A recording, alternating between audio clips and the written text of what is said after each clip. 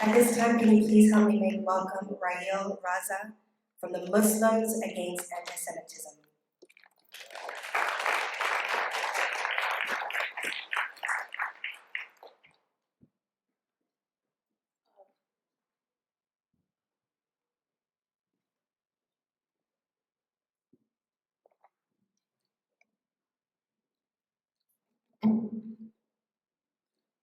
Honorable Consul General of Israel, Idit Shamir, ladies and gentlemen, good evening. It's an honor and a pleasure to be here.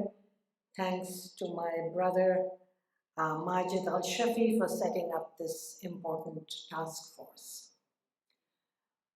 We are gathered here tonight, as you have heard from Majed and from the Consul General, because of the events of October 7th.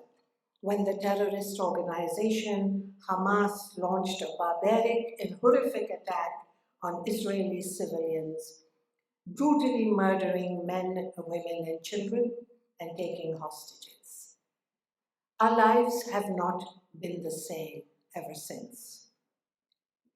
And as we are dealing with the traumatic aftermath of October 7th and watching helplessly while lies, propaganda, and violent demonstrations take over our streets and our educational institution, it's imperative that all voices be heard, and I want ours to be one of them. As a supporter of democratic values, I'm all for free speech, and during my time, I have seen a lot of demonstrations and rallies and protests in Canada because every Canadian has the right to protest.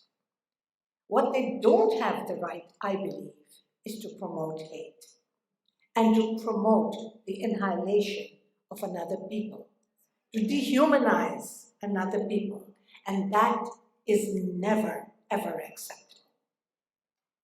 We know that anti-Semitism cannot be legitimized at any cost. But we also know, and we have heard, that the other side changed the narrative. On October 8th, the narrative had changed. So, anti-Semitism today has been weaponized. It has been normalized. And right here in Toronto, you just have to see the demonstrations and the encampments today at the University of Toronto are a perfect example of Jew hatred. They're not doing anything to support the cause of the Palestinians. They are creating problems and dissent. Now, this is something that you may not know, and you will be very surprised to know that in most Arab and Muslim countries, and what we call the Third World, protests supporting the terrorist organization Hamas are not allowed. And it's banned to carry the Hamas flag in sports arenas. Yes, I'm not kidding. You see what's happening here in the so-called free world, in this first world country called Canada, right under the nose of the government. Foreign interference is shining at its best by, if not encouraging, but closing its eyes to the blatant disregard of Canadian values and human rights against the Jewish population.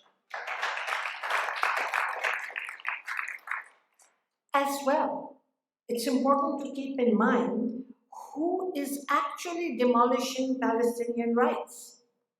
If you hear from Hamza Hawidi, and this is all over social media in the past week, he's a Palestinian from Gaza, now living in Germany.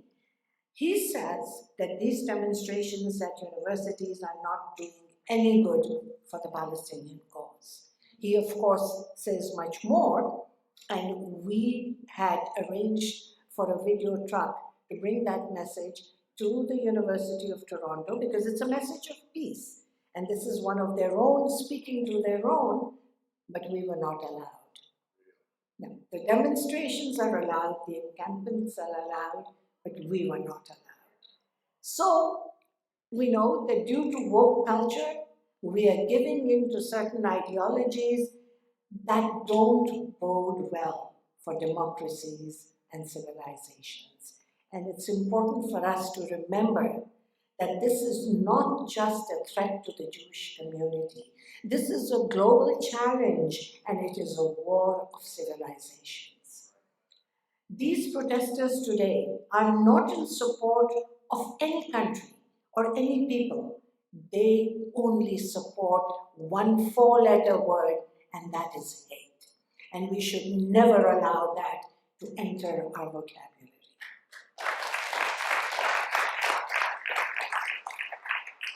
Of course, as human beings and as Canadians, we want peace, and we feel for the loss of civilian lives on each side of the border. And Palestinians should also be allowed to live in peace and dignity. So we have to ask ourselves, in Gaza particularly, who is not allowing them to live in peace and dignity since 2006?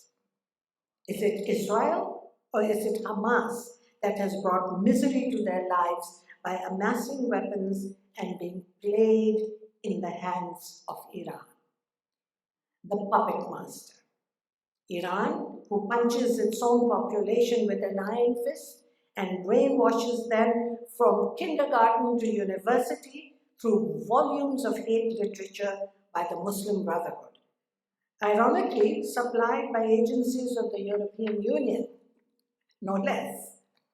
So this task force that Majed has set up will be instrumental in stopping all this and encouraging peace to prevail in that region or in our country. So let's pray for Hamas to lay down its arms and release the hostages at its earliest. Thank you.